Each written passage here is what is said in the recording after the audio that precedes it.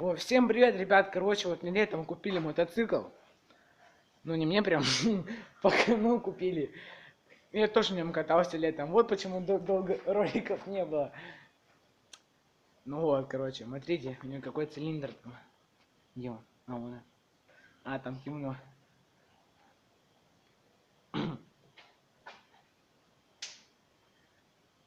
Че, суки,